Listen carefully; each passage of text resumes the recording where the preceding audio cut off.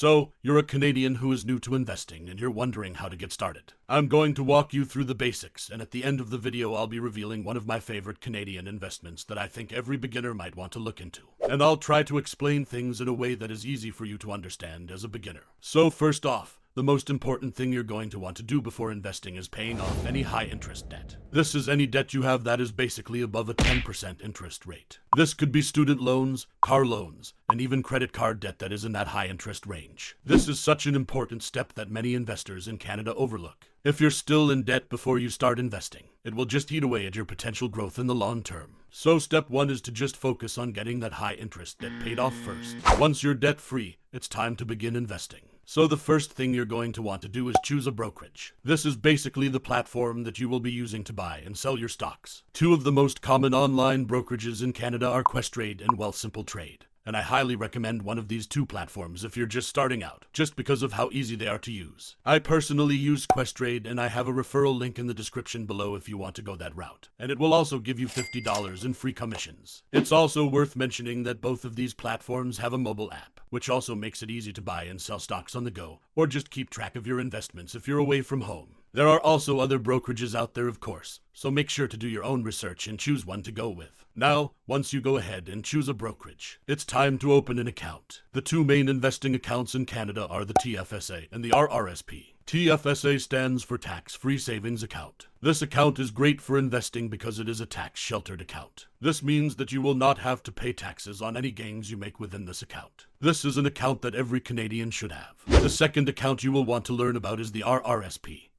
which stands for the Registered Retirement Savings Plan. This account can help you lower your taxes for the year just by contributing to it. The RRSP might not be for everyone, but it is definitely an account that most Canadians should look into. There are some limitations and specific rules with both the TFSA and RRSP accounts, and I'll be making a separate video breaking down each of them in the future, so be sure to subscribe if you want to catch those. But if you don't want to wait, you can do your own research on these accounts in the meantime. You shouldn't have any issues finding full details on these accounts with a quick Google or YouTube search. Okay, so now you've got your TFSA or RRSP set up, or both. Either way, you're just about ready to start purchasing investments and building up your portfolio. But first, you need to add funds to your account. Any experienced investor will tell you that consistently contributing to your investment accounts is the key to growing your wealth. But everyone's situation is different. So it's up to you to figure out how much of your paycheck you want to transfer to your investment account per month. One of the easiest ways to be consistent is to choose a set amount per month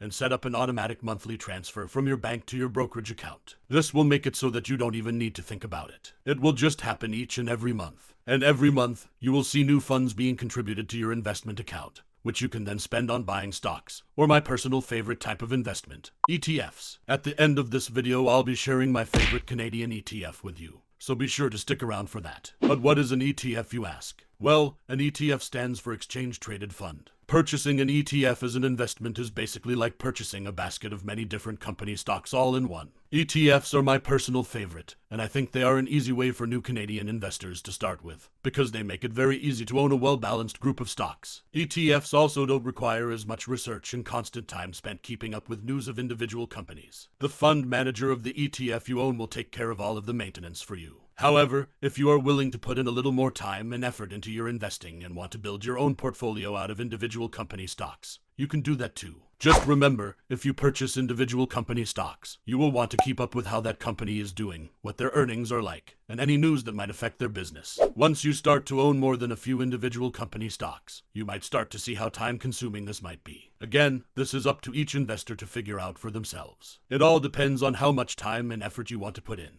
and how much control of your investments you want to have. Regardless of which route you choose, it's important for any investor to make sure that their portfolio is well diversified. What does that mean? Basically, it means well balanced across different sectors, asset classes, and countries. Think about it. Would you want to put all your money in one company? If that company somehow goes bankrupt, your entire investment can go to zero. This is very risky. So instead, try to diversify. Again, this can be done pretty easily with an ETF that holds many different companies. But if you are going the individual stock route, you definitely should not be putting all of your money into just one company. Don't put all of your eggs in one basket. Now, before you go any further, I think there is an important step that you need to consider. This is a common step that many new investors might skip. simply because they don't know any better. This step is to come up with an investing strategy. There are many different ways you can approach investing, and that isn't to say that there is any best approach either. I think it basically comes down to what your goals are as an investor and what strategy makes the most sense for your situation.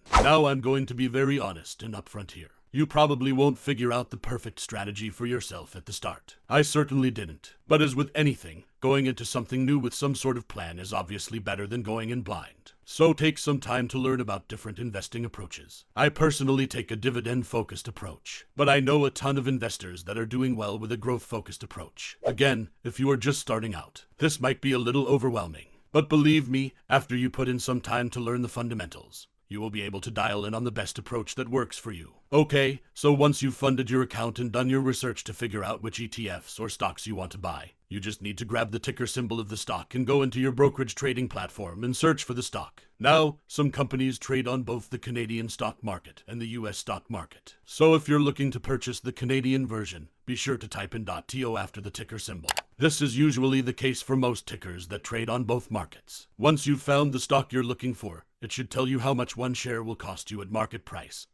And all you need to do is put in the amount of shares you want to buy and place a buy order. Of course, you need to make sure that you have enough funds in your account to make the purchase happen. And that's all. For Questrade and Wealthsimple, it should let you know that your transaction has gone through, and you should see your newly added shares in your account. In short, the main idea is to research high-quality companies or ETFs that hold a group of those companies and keep investing for the long term. If you look at the S&P 500, which is an index that tracks the top 500 companies in the US, you will see that in the long term, the stock market has simply gone up. So, if you're invested in good quality companies for the long run and you keep building up how much you own over a long period of time, you should be able to build yourself a large amount of wealth. And if you do this in 10 or 20 years, you'll very likely end up with a lot more than if you were to just keep your money in a bank or under a mattress. Now, as promised, I am going to share my favorite investment, which I explained is a Canadian ETF. It's called the Vanguard FTSE Canadian High Dividend Yield Index ETF, and goes under the ticker symbol VDY.